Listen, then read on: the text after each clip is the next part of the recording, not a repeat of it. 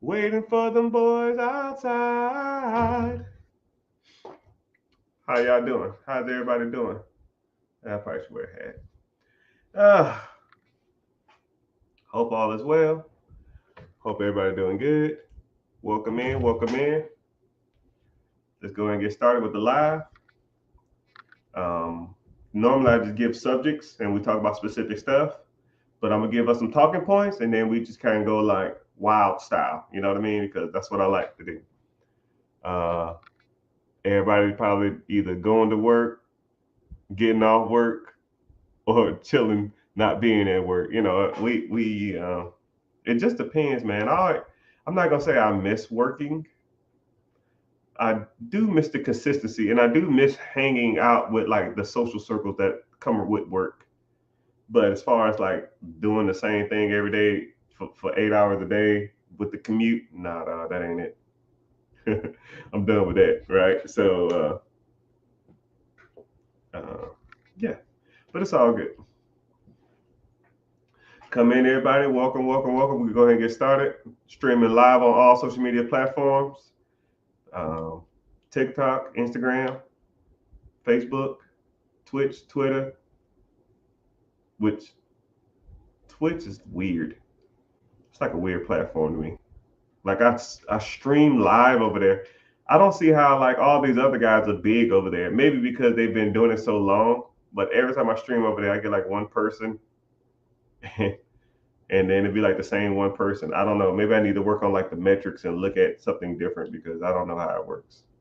But if someone want to DM me how Twitch works, please, I would love to get the info. But welcome in everybody. Let's get some shout outs. Where y'all checking in from? Where are y'all residing? Where do you stay? Not your house. Yeah. Yeah, I know Twitch is for gamers, but you got people like Kai, you got people like Aiden. Those guys are always streaming live. All right, so we're getting some people in here. All right, so Miami in the house. I see you. Dallas, Houston, Florida. What part of Florida?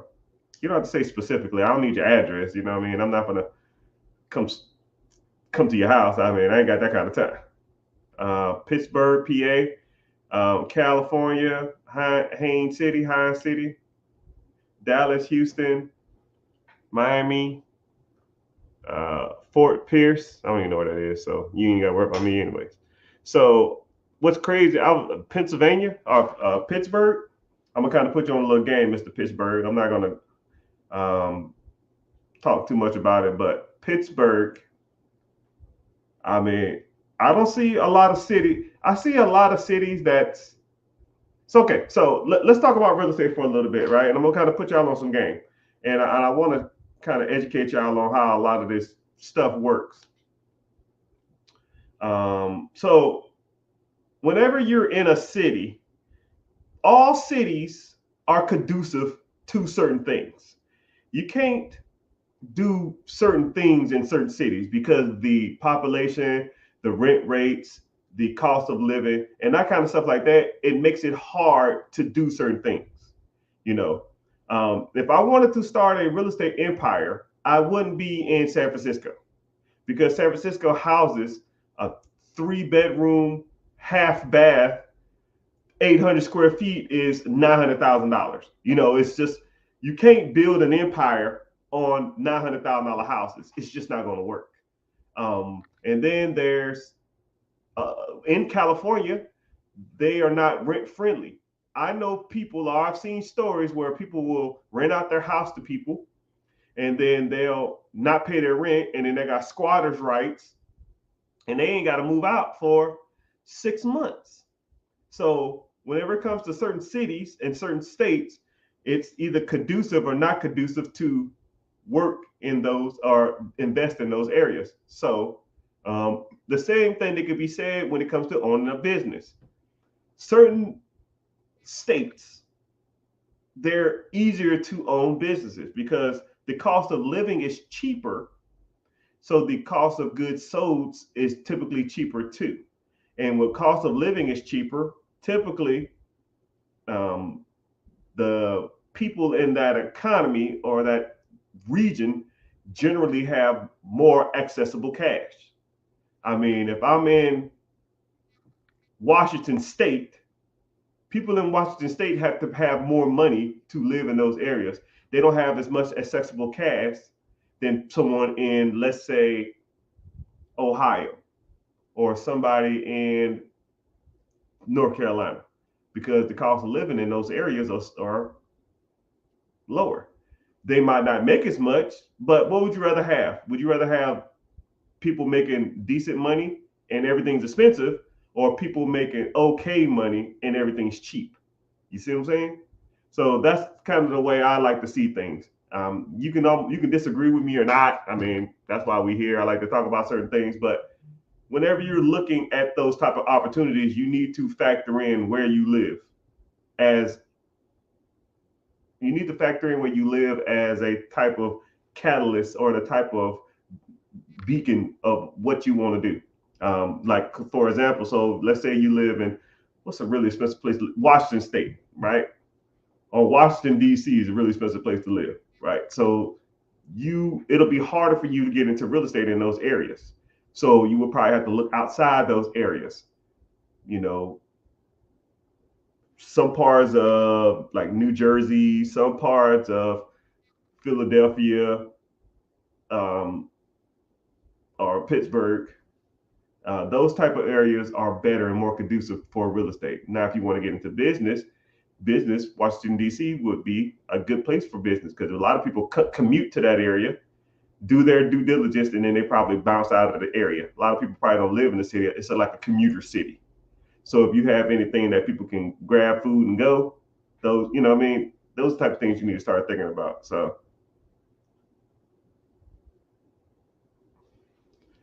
I mean, if you want to comment your city, I can kind of give you a quick synopsis or a quick overview of what you can and can't do. And also, you got to also take consideration too that you don't have to live where you don't have to live where you do business. I mean, I've bought and sold hundreds of properties, and own tons of businesses nowhere near where I live because those areas where I lived at those specific times was not conducive towards those areas. And it's okay. You don't have to live near your investments as long as you have a team or a system in place to take care of those things. I got an apartment complex, and one of the tenants, oh man, I wish you could see the photos. I might put them online later. The individuals that lived in this place, like the toilet had no lid. It was like plaster falling off the wall. The kitchen cabinets was falling off. It was like a bug infestation, and I'm just like, who the hell lives here? And I'm talking to my one of my property managers, and she was just like, this is horrible. I said, well, go ahead and give me a quote. I got a buddy in that area named Carlos. Carlos fixes pretty much everything in that area. Latino dude, a little older, man. That dude had that whole place spick and span in a week. I sent Carlos over there, and I'm thinking this thing going to be damn near $10, $12, $15,000. He came with a quote of $4,500, and I said, shit, yes, do it. Like I almost was like, wow, thanks. And he was like, oh yeah, your screen porch is messed up too. I'll fix that too for an extra $250. I said, deal. You know what I mean? Because I have a team in place, I have systems in place, and I know Carlos gonna have that place spick and span, rent ready. What was crazy part about it is I was under renting that place out because I knew it was a crapshoot. I was only getting $600 a month in rent. Now when Carlos does his magic, I'm gonna raise the rent to about $1,200. So now, after 6 months, I got all my money out the deal, and I'm right back on top. I mean, and that's the game, people. That's how we do it. You have to look at these things as an investment. You don't look at this stuff personally. I don't give a damn if someone trashes a place. I don't care, right? I'm getting mine as soon as you leave. Oh man, I'm getting my deposit back, and I'm leaving. I ain't paying nothing. Cool. All right, fine. Take it easy, right? If that's the type of person you want to be, I don't care. But when you leave here, I'm gonna raise the rent. 10, 15, 20, 30, 40, 50%. And I'm going to get my whatever I lost on you, I'm going to get from the next guy. Lost and found. I do not care, people. This is not a game, you know. So just letting you know, you can start investing and doing deals in areas that aren't where you live. But if you want to talk about places, I'll go ahead and give you stuff. Someone said, I salute you. I appreciate you. I see you. I see you a lot on social media too. I appreciate you. Someone said Shreveport, Louisiana. Now I hate to tell some of the games, some of the real game, but I'm gonna put you on some games, Mr. Shreveport. Shreveport, Louisiana is one of, in my personal opinion, one of the best places to do real estate. Think about it like this: 50 cents, which I don't really speak on like celebrities and their business savvy and stuff like that. I don't idolize. I idolize no man and I fear God. You know what I mean? So, but everybody knows who 50 Cent is. So 50 Cent is a businessman, an entrepreneur, whatever you want to call him. He is buying up a lot of commercial real estate in Shreveport. And he wants to open up like studios and music facilities because the real estate there is super cheap. One thing about Shreveport is the rent rates are going up, but the property values aren't going up. And Section 8 is actually going up too. So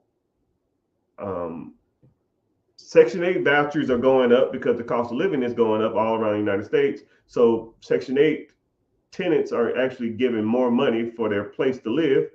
The home values really aren't increasing, so you can buy cheaper homes in those areas. So you just got to know where to buy them at. And I actually got some boots on the ground in that area who I was going over some of this stuff with, and we're gonna get some stuff. We're gonna get some motion in that area. But you know, I don't like to tell all my business, but hey, a lot of people. I'm gonna put you on some statistics. I can, if it's 100 people in this live between Facebook, Instagram, YouTube, Twitch, Twitter, TikTok. If I told 100 people in here, this is what you need to do to be rich, I can say it verbatim to the point. Only 3% of those people will execute it. So it ain't even the fact that what I'm saying is legitimate or not. People don't put in the work. You know, I had a consultation with a guy and I was telling him exactly what to do, or I've had consultations with people and I'll say, yo, do this. Specifically, go to this site, click on this button, sign up for this, go here, register here, do this, do that, do this. Talk to the people 3 months later. Hey, man, I gave you 10 things to do. How much of it did you do? Well, man, I've been busy. See? I mean, and then the bad part about it is that statistic goes up once you pay for the information. So your percentage goes up from 3% to 9.5%. I'll round it up to 10%. 10% of the people take action when they pay for information. And that would, you would think that would be even more. So I could be in here. Someone said, true, that's interesting. Yeah, man. I ain't gotta lie about the numbers. I just know the statistics. I mean, I can sit on here, I can literally tell if someone asks me something super specific, I literally can tell you verbatim how to do it, and one person, maybe 2 people will do it. So it ain't even the fact that what I say is true or not. It's just people just don't take action. People are scared. People are afraid. People are afraid. You know, people see their lives as like a fragmented state. They almost see it as like the edge of the cliff.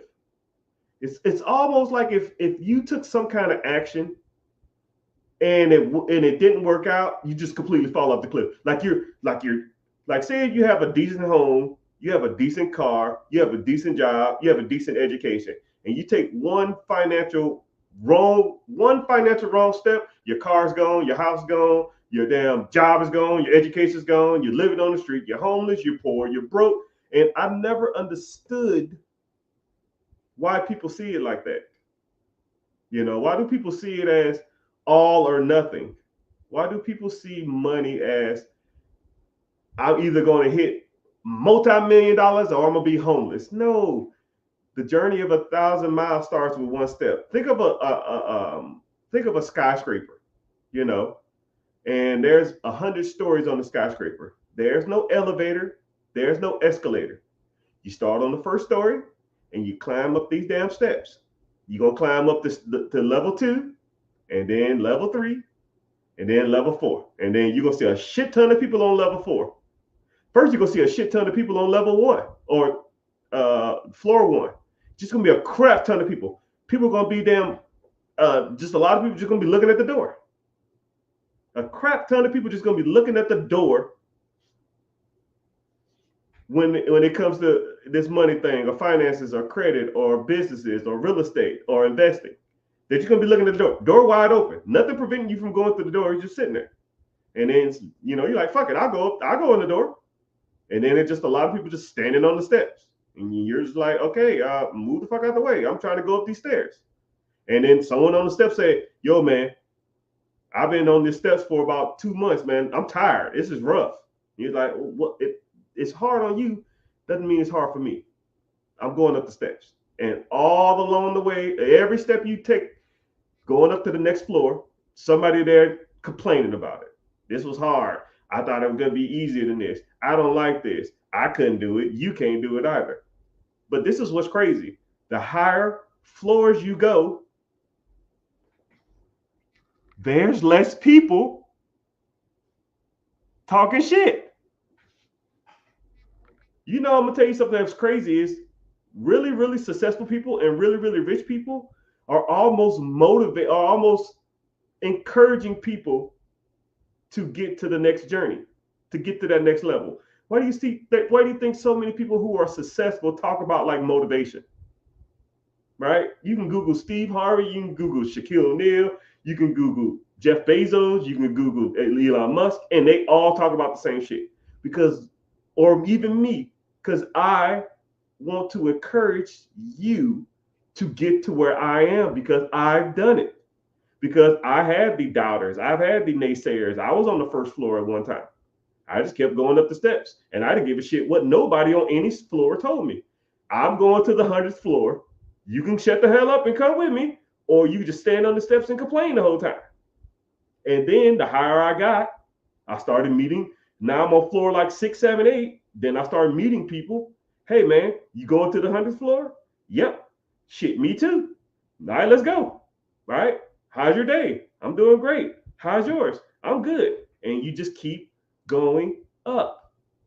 You keep putting in the work. I don't give a shit how tired you are. My legs hurt. I got a headache. I'm tired. I want to go to a cookout. I want to sleep in. No. I got shit to do. I got shit to do. Right? Someone said, business credit changed my life. Now I run a brokerage doing multiple 6 figures a year, folks. Gotta listen. Hey, motivation from a successful person. Wow, go figure. He's working his way up the ladder or up the floors. And he's saying it to y'all. Y'all gotta listen. He's screaming from the top, just like me. Y'all gotta do it, man. All you gotta do is do it. I know it sounds kind of corny. I know it sounds kind of cliche, but you know, I see it all the time. I'll give you a great example of a mentee or a student of mine. It was this female, and she came to me and was like, yo, Mr. Rich, I want to buy this particular business. I want to buy this particular business. I ain't got no money.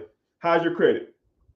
Credit good. Cool. Let's set up you some business funding and some business lines of credit. Let's see some get some motion, right? So that took about 2 or 3 months. She got some motion. The motion was, I think she got like $50,000 worth of business credit. $50,000 worth of business credit. She was looking and looking and looking.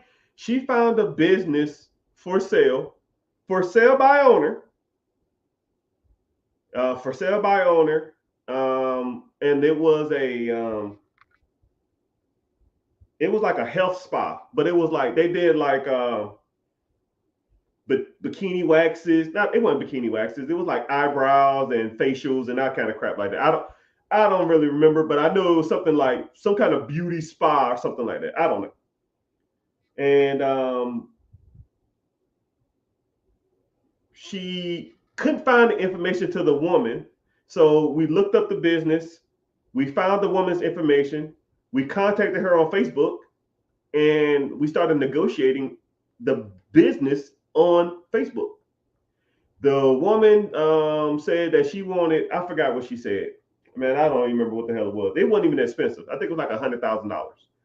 The woman said she will finance the business. The woman said she will finance the business. She just needed to put $20,000 down. I said, well, shit, you already have $50,000 worth of line of credit or something like that. Just use the line of credit to fund the down payment. And it was bringing in a crap ton of money. I want to say this bad boy was bringing in about a $140 a year or something. It was nuts. I don't remember how much it was. It was a lot of money. It was bringing in to the owner.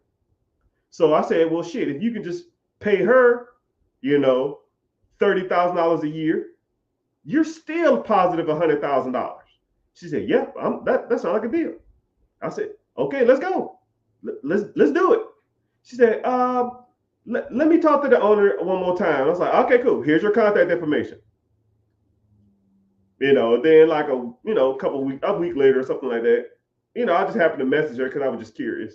Hey, did you contact that person? No, man, I'm just thinking it over. I'm trying to weigh my options. I was like, what the kind of options you need to weigh? What options are there to weigh? There's a business for sale for $120,000 or whatever the hell it was. She wants $20,000 down. You got the line of credit. She's going to owner finance you. You pay her $30,000 out of the $140 it makes a year, or I'll say $40,000. I forgot what it was. I don't remember. It brought in $140 to you. Your debt servicing is $35,000 or something like that. You'll still be making $105. Even if you just took it for 1 year and paid off all the debt, you're good. You're good. Man, let me think about it some more. I'm not sure. And I was like, where's this building in proximity to you? She said it was like 8 minutes from our house, which generally you're going to have to find when you're looking for businesses, you generally going to be looking for deals outside of your area. And I was just like, 7 minutes? And it was absentee because the woman who owned it lived 4 states over. The woman who owned it lived 4 states over. So she didn't have to be there. So I said, okay, I don't know what you're thinking about. I don't know what the hesitation is. I don't know what's going on. You need to hop on it. If you want to do this, you need to do it. Stop hesitating, right? I mean, I'm not trying to force your hand. But she was like, well, I'm just scared. I don't know what I'm really doing. I said, well, okay, well, talk to the owner and hire them as a consultant in the business, right? Have them on speakerphone or have a meeting with them at least once a week or every 2 weeks for like 15, 20, 30 minutes a day or that day to understand how the business works. Okay, cool. I'll do that. I'll look into it. Month later, hey, what happened? Man, I just didn't do it. I wasn't feeling it. All right, whatever. And then this is what's crazy part about it. This is where it makes me upset. It was like 3 months later, maybe 4 months later, she calls me or texts me and says, hey, I thought about it and I prayed about it and I think I'm ready to do it. I said, okay, why are you telling me? Message the girl. Like, I'm not even in this no more. I'm already done with it. I did my part, right? I got you the funding. I gave you the understanding. I broke down the numbers. I got in contact with the person that's selling it. What do you do? Damn, hold your hand down and make you sign the paper? I mean, there's nothing for me to do here. I'm not going to sit here and beg you to damn climb these stairs. You got to get to work, right? You got to take a damn chance. You got to take a leap of faith. And she messaged them and said, oh, man, she sold to someone else. Whatever. All right, well, I'm gonna keep looking at bye.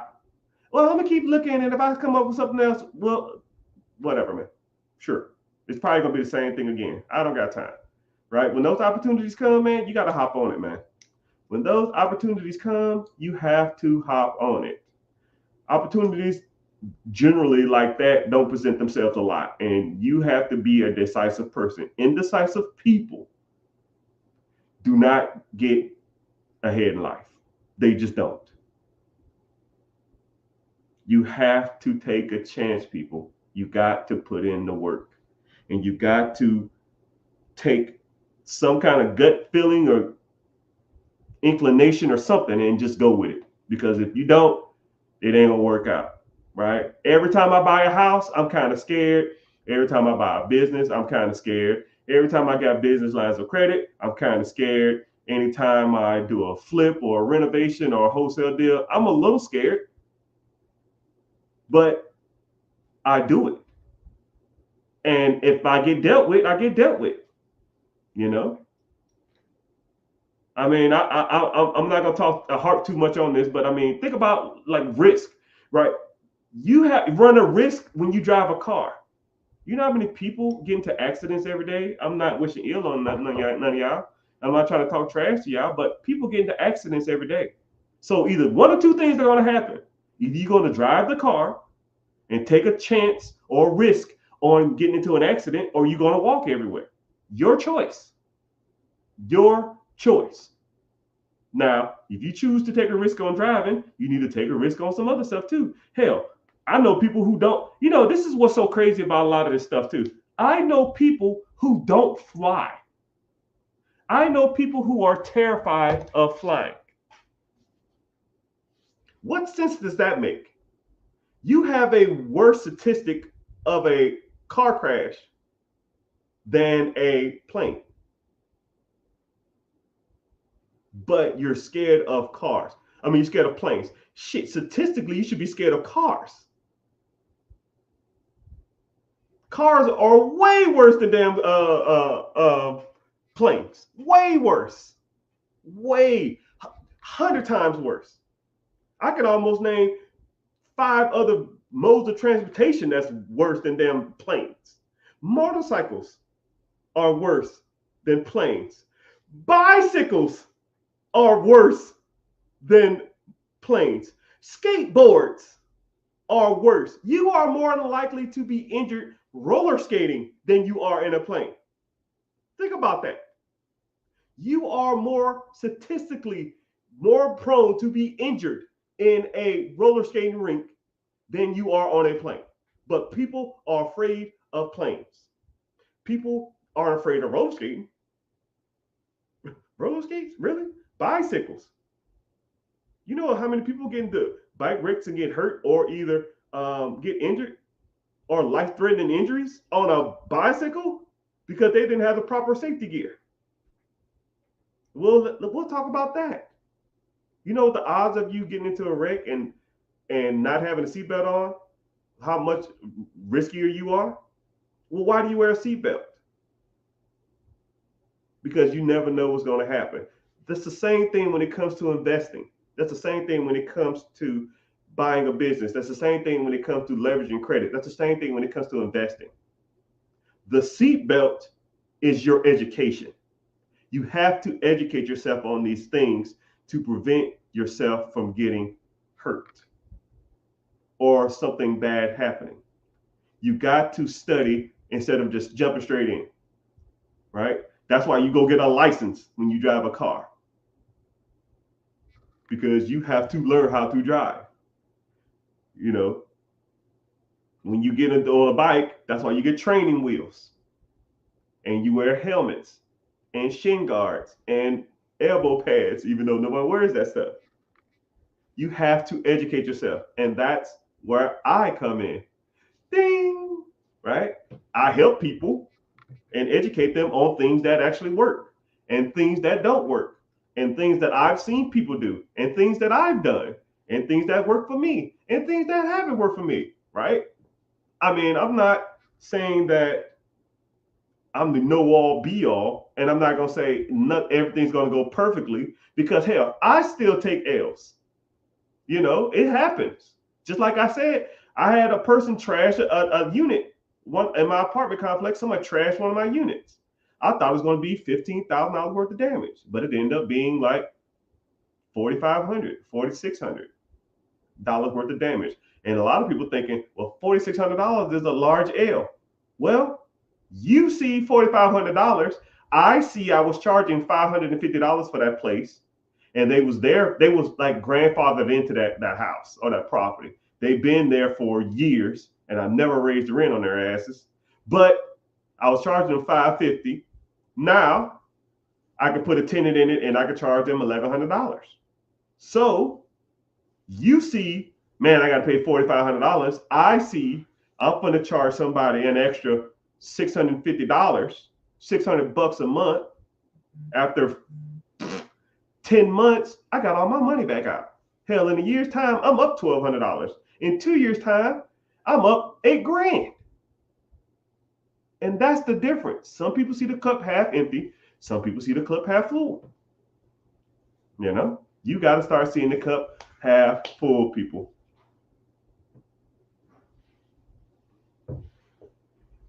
Someone said, I'm listening. Oh, man. Someone said, too many people in my life. I'm broke and scared of leaving those behind. Leaving who behind? Right? I don't know. You know what that means? Leaving who behind? You're broke and you're scared to leave your family behind.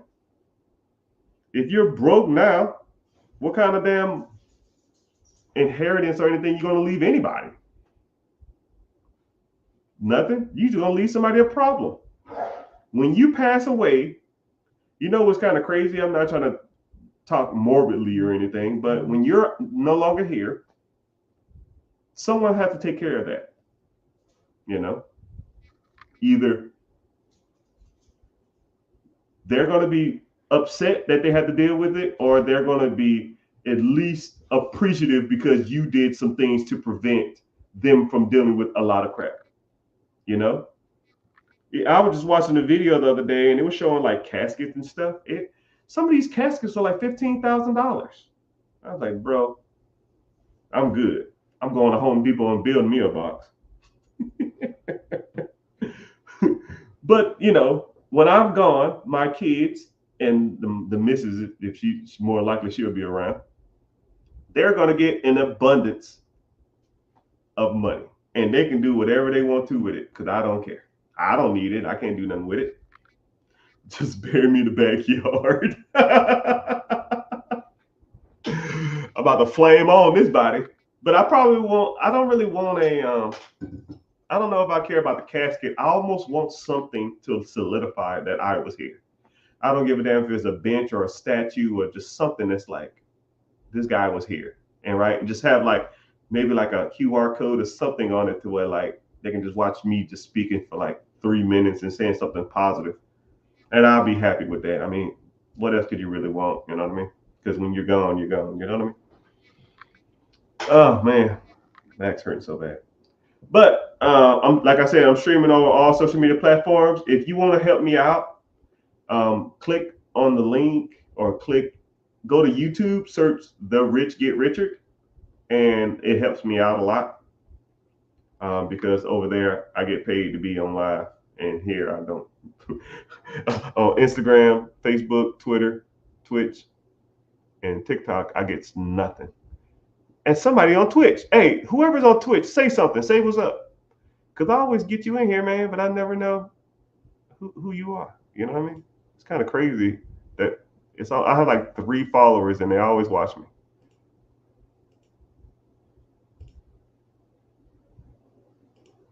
But I appreciate y'all being here, though. So, and for those who are interested too, I always got to do a shameless plug because that's just me. I see you, sir. I sent you a message too. Yeah, check your messages. That link still is not working. You know what I'm talking about. What do you think about TikTok Shop? Is it a good business? It can be. It's kind of saturated though, at least in my opinion. But I do know of and do seen I have seen some people that make some decent money on it. But as long as you can get whatever money out of something that you put into it, yes, whatever money you put into it, you can get out of it. Right? That's the easiest way I see it. Like, let's say if you wanted to start a pressure washing business, or I'll even use a landscaping business, right? Let's say you go buy a lawnmower, let's say it's a couple $100. You buy a weed whacker, that's $100. You buy a leaf blower, that's $100. And you buy a gas can, that's a $50, and then you buy a trailer, and that's $400, right? Let's say you all in like a grand or something. As long as whenever you start cutting grass, I don't give a damn how long you cut grass. As long as you get your $1,000 out of it, then you're good. So if you're going to do anything like that, as long as you can get your money out of it, that's fine. Someone said, "What do you think about investing in a small nursing home?"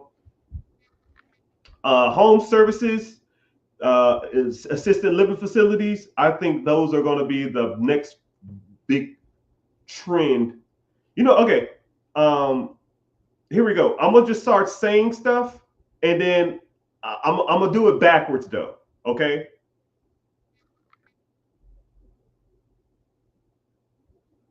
Turo. No, no.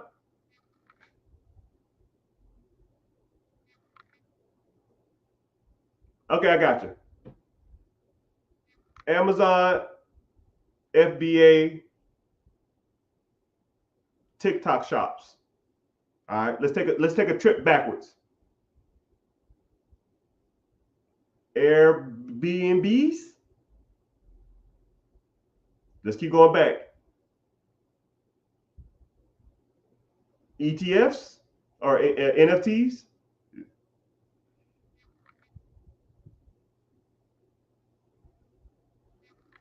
Crypto ish.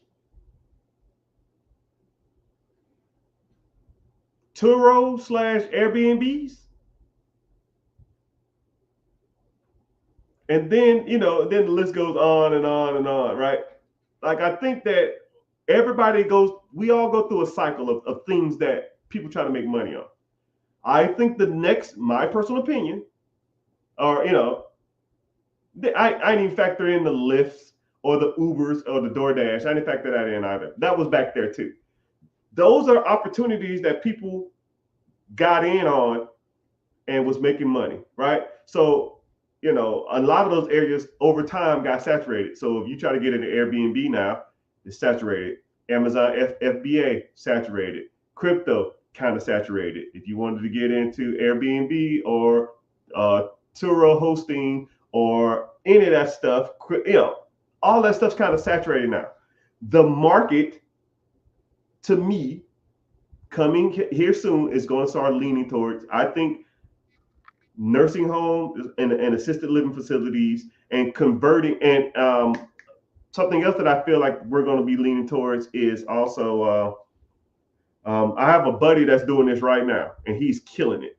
And we ain't there yet, but it will happen. I'm mark my words, and it's one of three trends that you probably didn't even heard of, but this is where the market is going.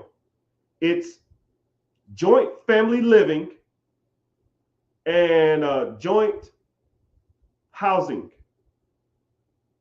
and shared living facilities. Okay, now call it, mark, take a picture, write this down. You can do with this information as you want. Housing is becoming too not affordable enough. I mean, it's becoming too expensive. So what these people are doing is they are, one, they're building houses, and they're making the houses designed for two families. So I want you to think about what I'm saying. Not a duplex. No, no, no, no, no. Like, think of your house, or think of, like, if you know somebody with a bigger house, they'll have like stairs and a downstairs. And the upstairs is for one family, and the downstairs is for another family. And they share the garage space and they share the living quarters, but they have their own like separate spaces. Right. And then also too is what they're doing is they're converting. A lot of people are talking about a lot of people are doing this. They're converting houses into multi-unit houses, multi-living facilities. So they'll take a 4-bedroom, 2-bath, and they'll take it and make it like a 8-bedroom, 3-bath. Almost like a college style. So you stay in your little room. There's a common area, and there's a common kitchen, but everybody stays in their room, almost like a dormitory. And then if you think about it, so let's think about it. Let's say if rent downtown Houston for a 1-bedroom, 1-bath is 15 hondos. Okay. If I can live with 8 other roommates, I can pay $700. But $700 for 8 roommates, 8 times 7, that's $5,600. So I can take a house that my mortgage is $3,000 and I convert it to a house that rents out rooms. Now I'm charging $700 per room. I have 8 rooms with common areas. Now I can make $5,600 off a house that I could only rent for $2,500 to $3,000. You see what I'm saying? Now, and then also assisted living facilities and or nursing homes. You take a 4-bedroom, 2-bath house and you convert it to a 5-bedroom, 2-bath. You convert all the showers and stuff to make them step in, and then you hire somebody to like live there the whole time, and now you're charging the state $5,000 a person. You got 5 people in there, you're making $25,000 a month. You see what I'm saying? And your employees ain't gonna be no $25,000 a month. Your rent and your mortgage ain't gonna be $25,000. You might pay a couple employees 10. You might pay $5,000 in food and living expenses. You made $10,000 just from converting a house to an assisted living facility or a nursing home. This is where the money is made, people, right?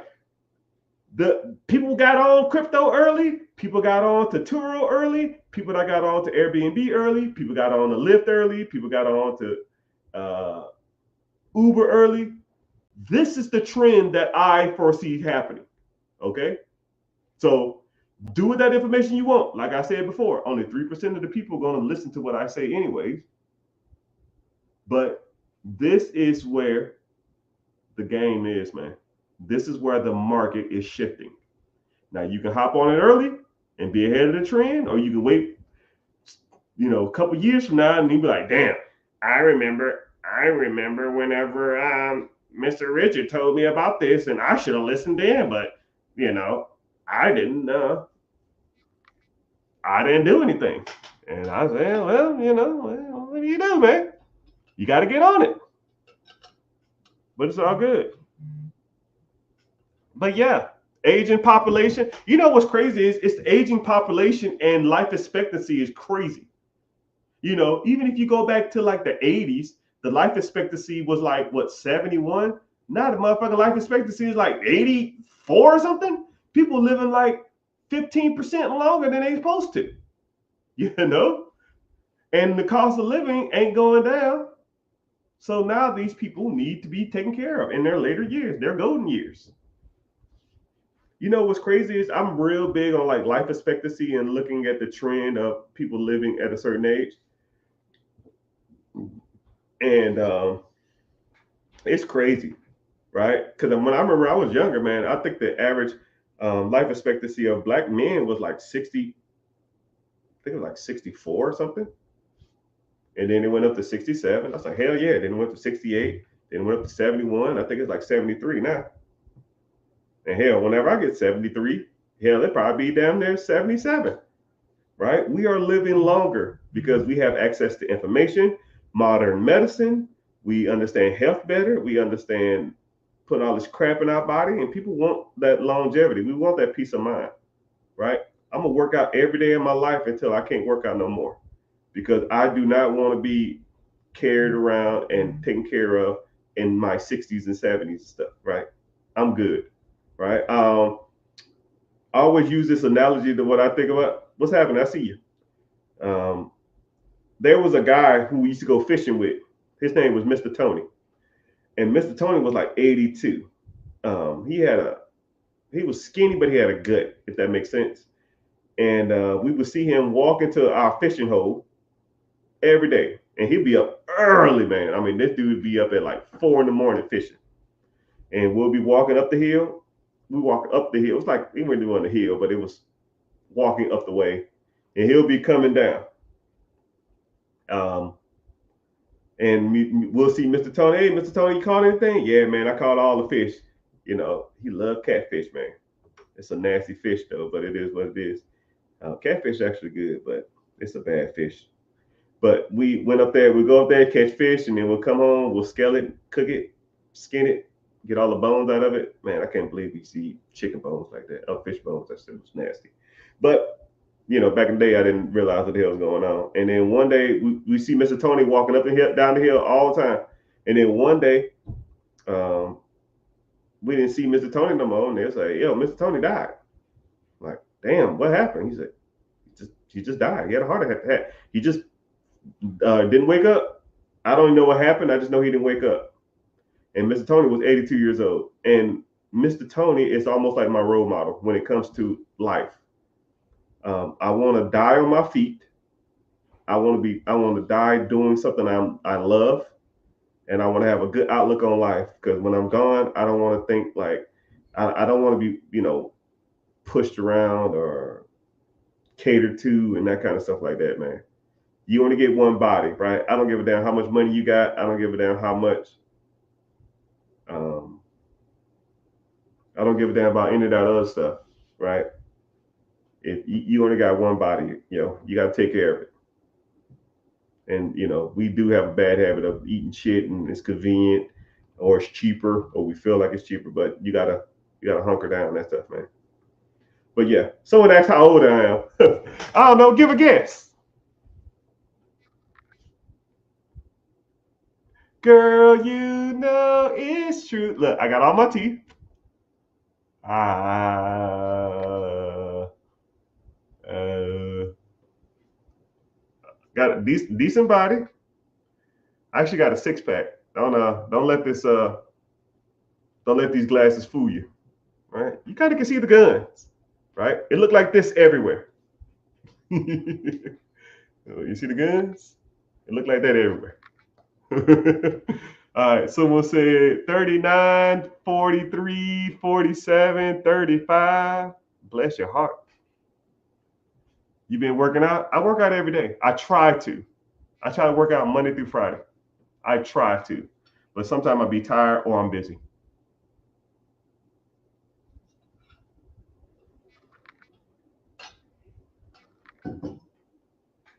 But I'll give you a hint. I joined the military. I joined the military at 24, and I retired at my 21-year mark. So they kind of give you an idea how old I am. Someone said 43. Hey man, your math sucks. I'm not in the military anymore. I'm retired. I'm like retired. While I was in the military, if you don't know, I was buying up all these properties. I was literally buying up one property a month. And those properties was producing anywhere from $300 to $1,000 a month of cash flow. So 56, god dang, brother. I was buying up a property that was generating anywhere from $300 to $1,000 a month of cash flow. So every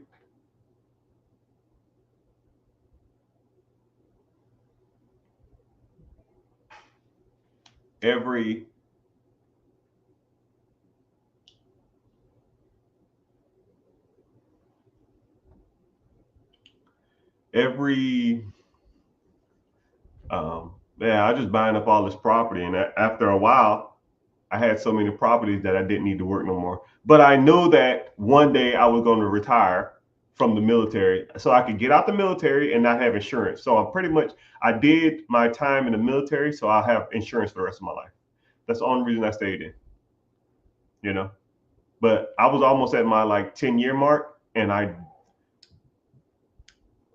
was making so much money. I was bringing in, I don't know, 40, $50,000 a month in cash flow, and I just was going through the military motions to get insurance because I didn't want to pay for it. Even though with $50,000 a month, I could have just not did anything.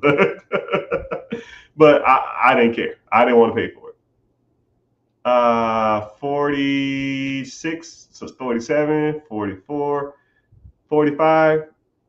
Miss L, you probably close. You probably spot on. Yeah. Damn, how old am I? I'm 45, 46, 47 ish. I don't know. It's kind of weird. The older you get, you kind of forget that stuff. It's kind of dumb. Hold on, let me think.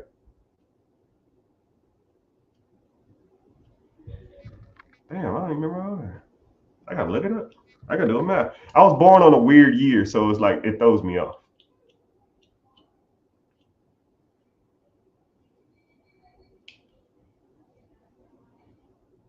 Yeah. How long I've been retired? Not long. Kobe age? What year was Kobe born? No, Kobe's.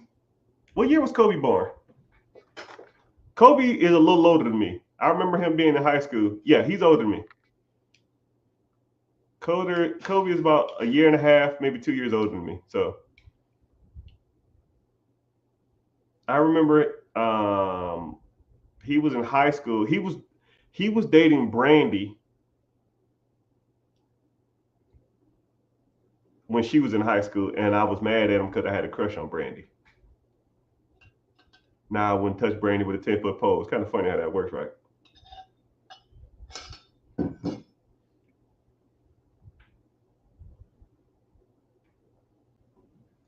Yeah, he was dating her in 1995.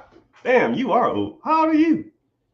You must know it. You must you must be around about the same age because you know all of them, all the stuff that was happening. Bro, just let me someone was using your account. Yeah, all right, y'all. I'm gonna give a disclaimer. If anybody messages you, because this is what scammers do. They will go to my live, right? I'm gonna do a check real quick and see if I gotta block somebody.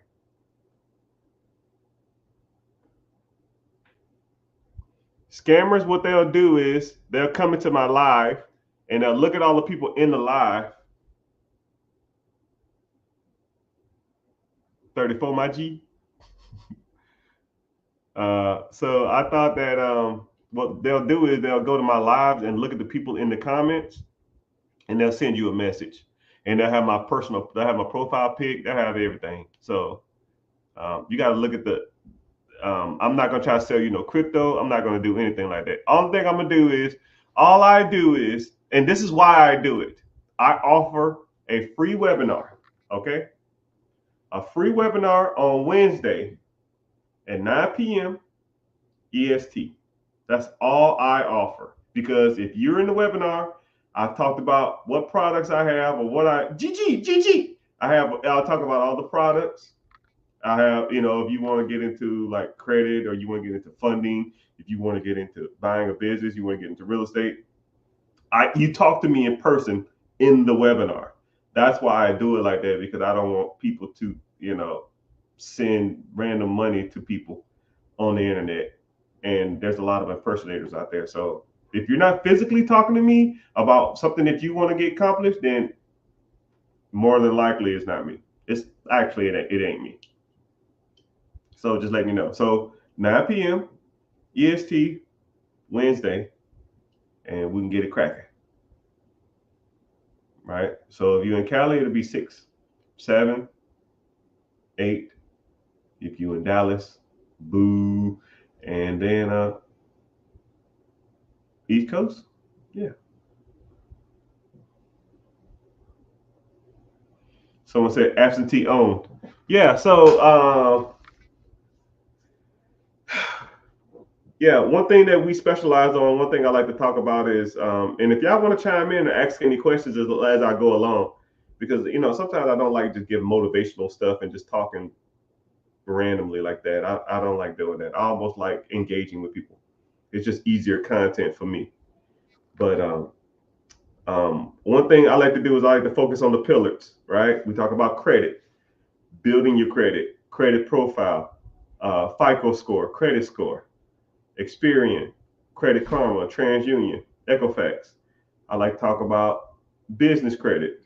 You know, if you want to do the trade line thing, if you want to do Paydex scores, if you want to do Dun and Brad shit, which is trash, if you want to do the net 30s, net 60s, net 90s, right? We can focus on that.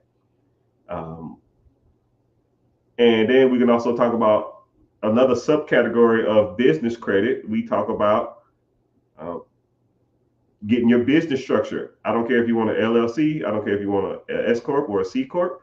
I don't care if you want a sole proprietorship, right? But when you have those things, what are you naming your company? Because some things like trucking and restaurant are horrible names. You need to start naming your stuff or start naming your business things that will get you business funding.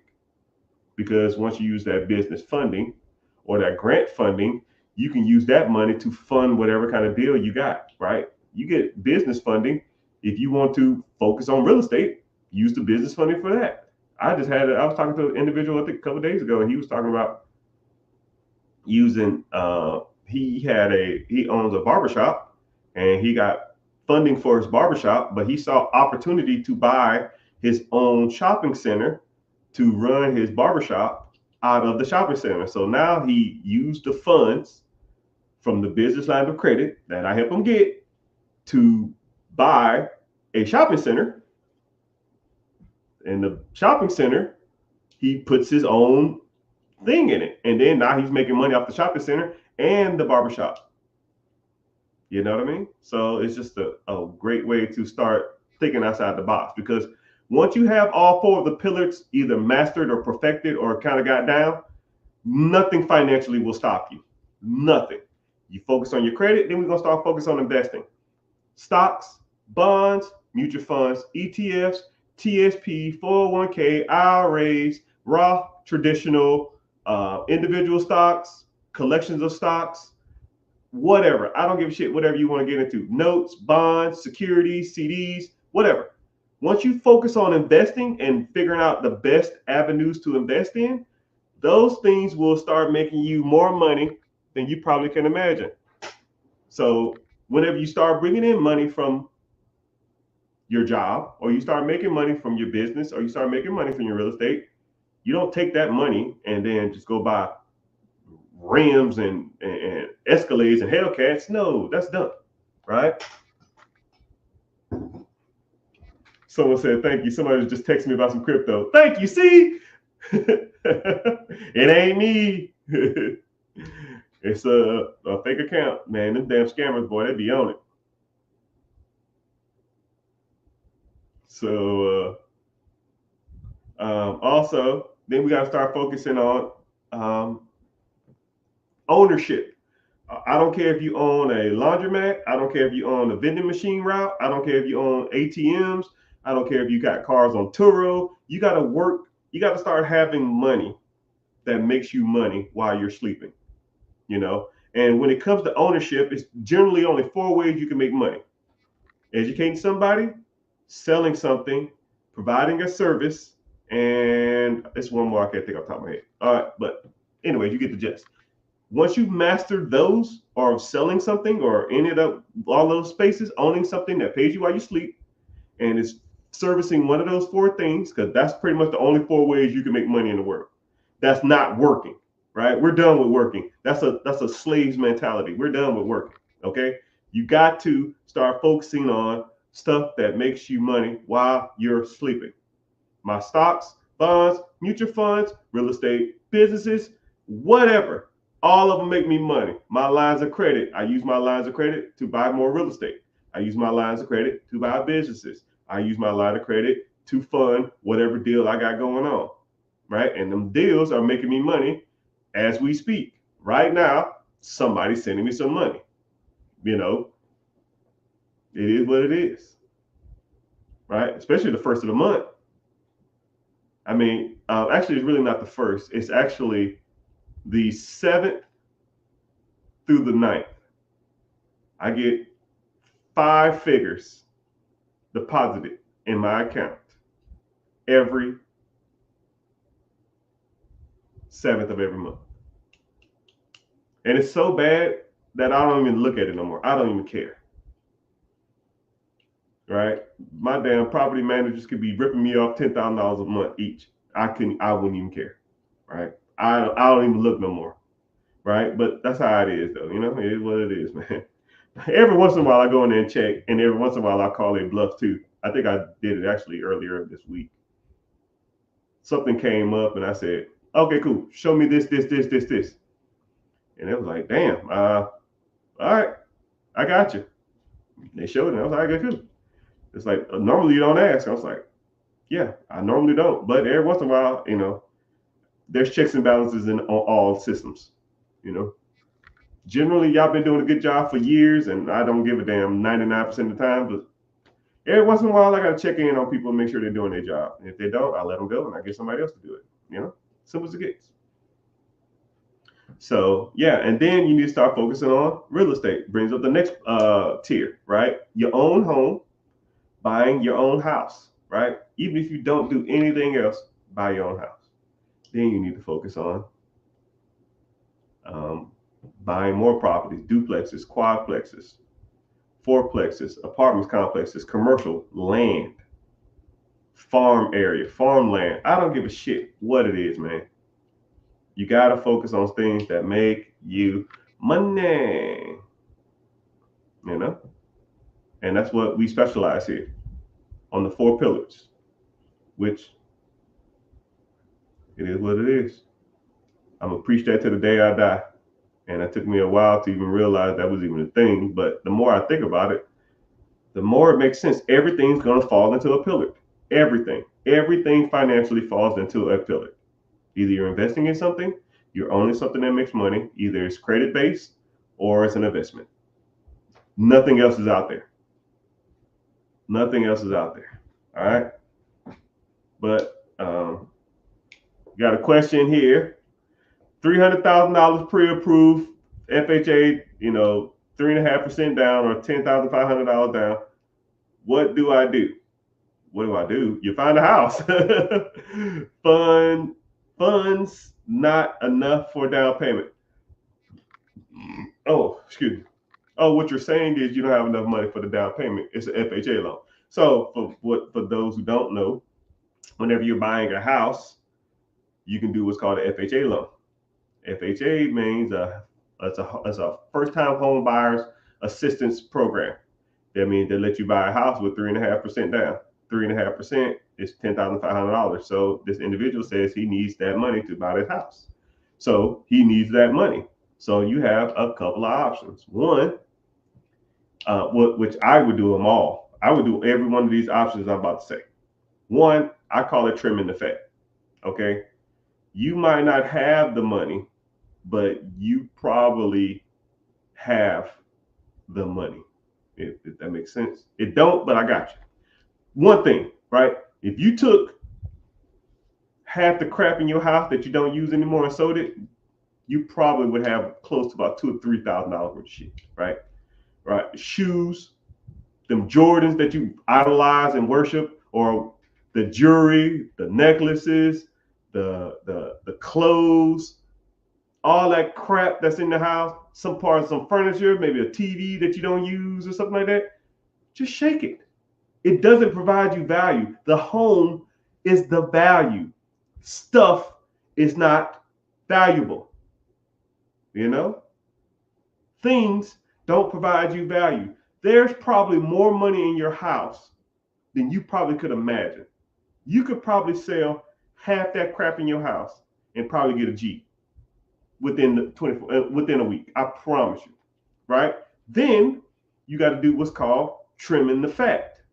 Trimming the fat is step back and realistically looking at your expenses, realistically, and saying to yourself, what's more important? A home that provides me and my family value that's going to be worth something one day, or this thing that you pay for every month. So I'm sure you probably got Netflix. I'm sure you got a Hulu or one of these. Hulu, Netflix, Spotify, YouTube Premium, um, Disney Plus, Paramount, um, uh, Amazon Premium or some shit. All right, that's $100 a month. Just that, just those right there, $100. So why are you paying for all this shit? Because you want to watch Love Island and listen to music at the gym? What'd you do at the gym before you had Spotify Prime Plus or whatever that shit is? What'd you do before that? Download the shit to your download a song to your phone and just listen to the same 20, 30 songs over again? Okay. You're not, a lot of people just don't want to sacrifice their livelihood for a better life. You want to keep your amenities cool, but you don't want to put in and do the things to have those things. Okay? And then, like, if I asked everybody in the chat, how many times did you eat out this week? In the last 7 days. How many times did you eat out? 2, 3, 4? The average person, the average family of 4, spends $3.75 when they eat at home. The average family of 4 spends $21 when they eat out. So if you have a family of 4 and you ate out 4 times, this is third grade math, people. $3.75 deducted from $21 is $18. 4 times a week is $55. $55 times a month is $220 just in eating out. There's your money right there. Just in eating out and cutting subscriptions, that's $400 a month. Just in that. 10 months, that's $4,500. You halfway there. What side hustle or what side gig are you doing? How many yards are you cutting? How many window washes you done? How many driveways you pressure washed? How many cars you detailed? How many couches you flipped? How many damn free cycling did you do? The money's there, people. You just got to do it. You got to put in the work. I can't give you $10,000. I wish I could, right? But you'll learn nothing from it, man. You will learn nothing from it. But I tell you what, you got your ass to work. You really wanted to, you could have $10,000. You could have $10,000 in 3 months if you really wanted to. I promise you. I don't even know what you make. I'll put it like this: you can give me your salary, and in 3 to 4 months, I would have that $10,000. Actually, less than that. Less than that.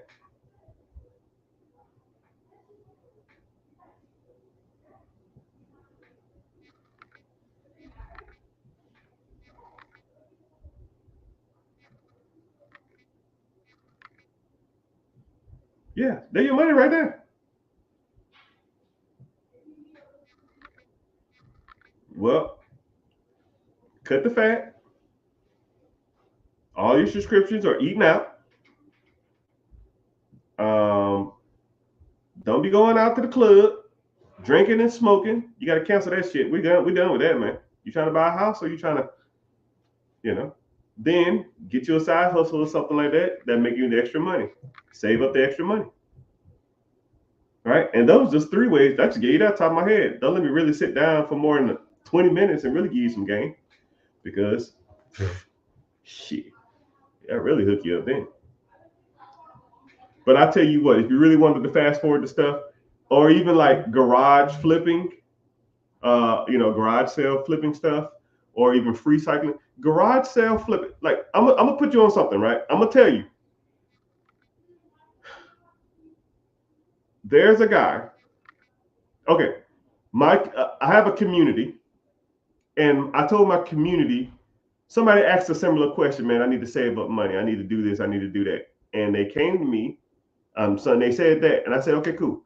This is what we're going to do as a community. We're going to do a free cycling experiment, and I want everybody in here to see how much money they can raise. And whoever raised more money than me, I will cash up you $1,000. Okay, $1,000.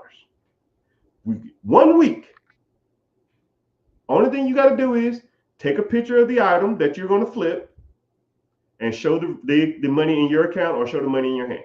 That's all you got to do, right? Now, I did it just to show people that it could be done. I did it for 2 days. I didn't even take the whole week. 2 days. And I was at $900. 2 days, $900. I started the experiment on a Friday. Saturday morning, I got a 95-inch 3D TV for free, a treadmill, 2 couches, and a washer and dryer. All of it for free. I charged, the TV made me the most. I charged a $20, $30 delivery fee, a $50 delivery fee. Someone came and picked up everything else. The washer and dryer, someone picked up. The couches, someone came and picked up. And whatever else I had. The treadmill, someone came and picked up. I made $900. I started on Saturday. I was done by Monday. And I said, yo, I'm waiting on y'all. I'm gonna stop doing this because no one in here is gonna get over $900. And they weren't even close because they didn't really do it. Right? I could raise $900 in 2 days. Imagine if I did a month. A month, shit. I'll be at $5,000. 2 months, I have a down payment on the house. I'll tell you that damn much. And all I did was drive neighborhoods at garage sales. I drove neighborhoods that had garage sales. And when the garage sales was over, I went and asked the people, hey, man, what are you going to do with this? You going to get rid of it? If you're going to get rid of it, I'll just take it from you right now so you don't have to sit it out on the side. $0 in, $900 out. Take them, clean them up, put them on Facebook Marketplace. And the bad part about it is I had like 5 or 6 other items, but I didn't even care. I was done. I got my $900. I almost felt bad taking the $900 because I didn't need the money. I was just doing it just to do it, just to show people that you can make money out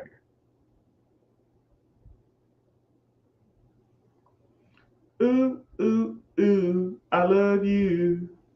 I wish you would recommend something someone do with $10,000 if they were to come to such money and earn it. Okay. I'm gonna read that again.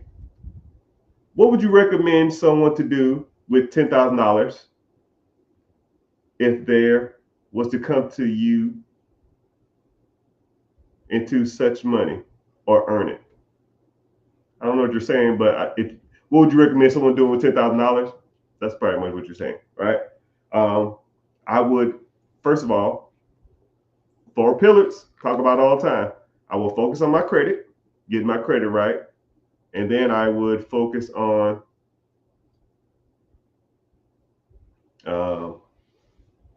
working on my business structure and going out and raising capital from the banks and or investors. Someone said, yeah, someone texted me right now saying that they're me. Like I said before, y'all, if someone texts you talking about they selling crypto, don't do that. It ain't me.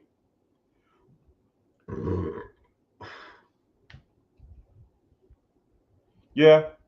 Or you can put 10% down on a business, but You can put 10% down on a like a little cheap car wash or a cheap um, little donut shop or a little cheap coffee shop too if you wanted to go that route. I mean, you have options, man, but you got to learn the different options. That's why we learn. But if you want to learn more, click the link in the bio, join the free class. It's Wednesday, 9 p.m. EST. Wednesday, 9 p.m. EST.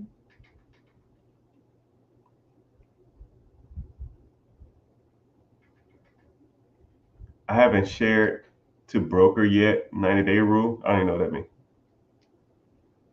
But it's all good. It's all good. I'm in love, girl. I'm so in love, girl.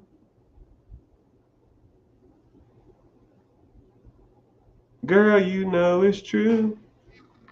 Ooh, ooh, ooh, I love you.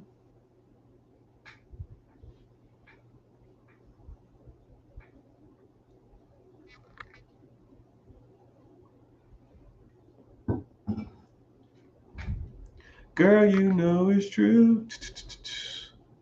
Ooh, ooh, ooh. We talking about that site? I'll send it to you. How that'll work?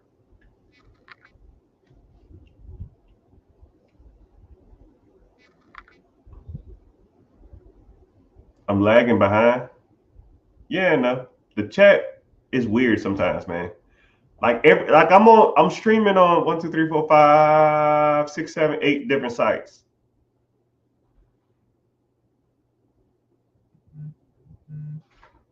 Yeah, just message me. You don't say the firm. Just say something about credit cards. I know what you're talking about.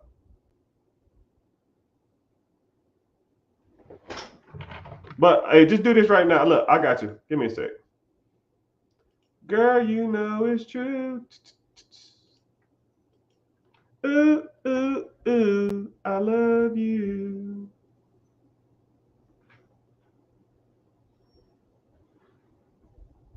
You good?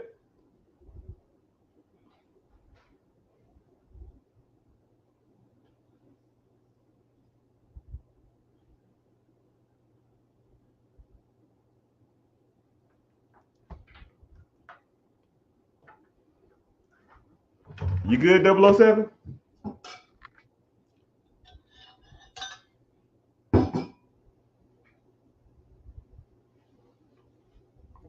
I could have sworn I showed you that before, though. Actually, I knew I showed you that before. You weren't paying attention. What can you tell me about starting an LLC? Yeah. So whenever you want to get into an LLC, yeah, it's not that hard. You just got whatever you want to do. So if you wanted to get into, depending on what type of business structure you want to get into. So if you there's multiple types. You can do LLC, limited liability company. You can do a S corp or C corp, or you can do a sole proprietorship, and you can do some joint venture stuff and some other stuff like that too. But for the most part, people always start with the LLC stuff because it's a little easier to set up and it's a little easier to navigate, at least in my opinion. But it just depends on your objective, what you want to do with the LLC. It's almost like I want to buy a vehicle. Okay, well, is the vehicle going back and forth to work, or do you want to use it to go mudding, or do you want to use it to haul equipment? You know, if you want to haul a trailer, you're not going to buy a Prius. And if you want to commute an hour and a half back and forth, you're not going to buy a Cummins 350 diesel, right? It's just not. It doesn't make sense. So I always like people to know exactly what they're getting into.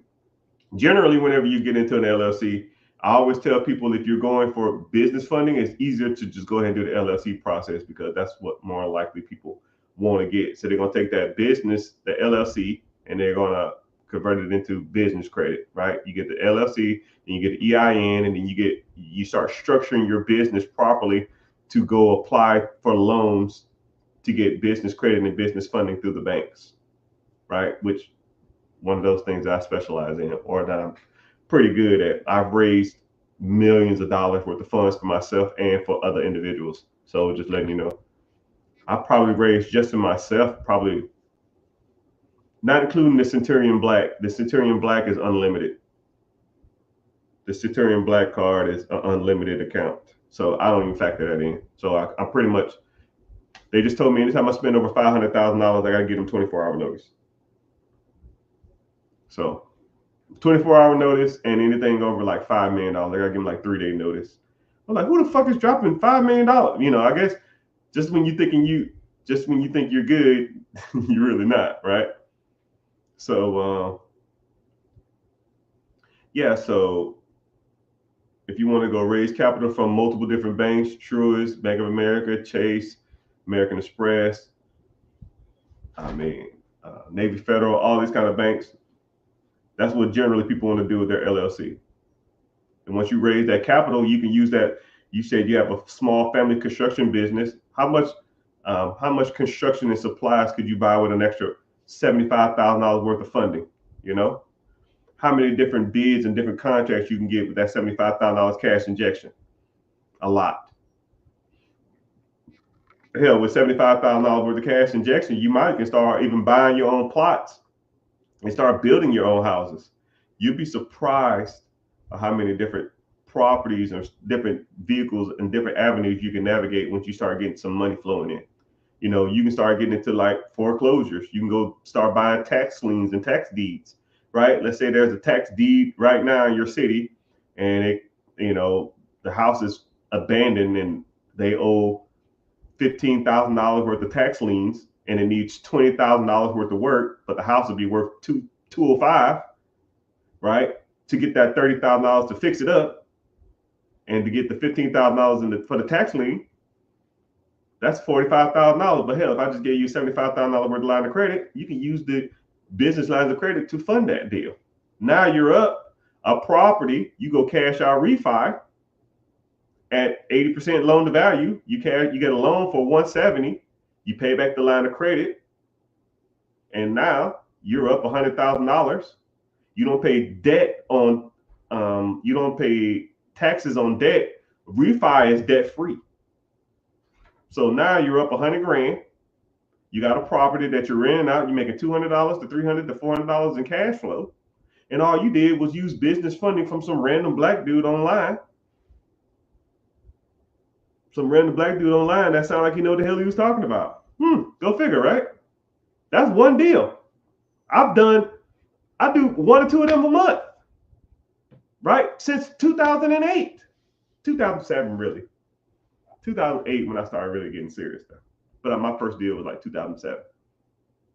So just letting you know that this stuff is out here, people. The opportunities are out here. You just got to learn how to navigate through them. But if you want to learn more, click the link in the bio, join the free class. I have a free webinar coming up. Link in the bio. It's called Be Your Own Boss, or you go to mr.richard.com or wherever the hell you want to go. And click the link, sign up. Like I said, I don't sell your information. If you want to come through and hang out and listen and learn and then bounce afterwards, you'll never hear from me again, right? I don't need to sell your information. I don't spam you or text blast. I don't give a dang about it. I have money before y'all, and I'll have money when I wake up tomorrow. I'm gonna have just as much money as I had before. I don't care about that, right? It's really not about, that. I never really been into that, and I never liked when people do that, just constantly bombard you with information. I do understand the metric of that people need to be nurtured, and you need to contact people multiple times before they want to engage with you. And I understand that stuff, but I feel like my stuff sells itself, right? I don't need to. If you're interested, you come through. If you're not, oh well, I don't care. It is what it is. All right. I told myself I need to quit doing that because more likely one day I'm gonna have to start doing it, but I'm not there yet. But I appreciate y'all coming through. I appreciate y'all learning and watching. But yeah, click the link in the bio, join the free class, come through, or just shoot me a DM. Right? I rarely get to my DMs. I probably check my DMs probably once a week, maybe. I'm just too busy. But If I get to you, I get to you. But I appreciate you. If you have any questions or some concerns, or just have anything, if I can answer it within like 1 to 2 sentences, I got you, right? But if it's something detailed, like I said, just come to the free class, ask the questions there, and I'll kind of try to get to you specifically so you can get a kind of better understanding of that stuff. Oh man. But appreciate you for hanging out, and let's get this money.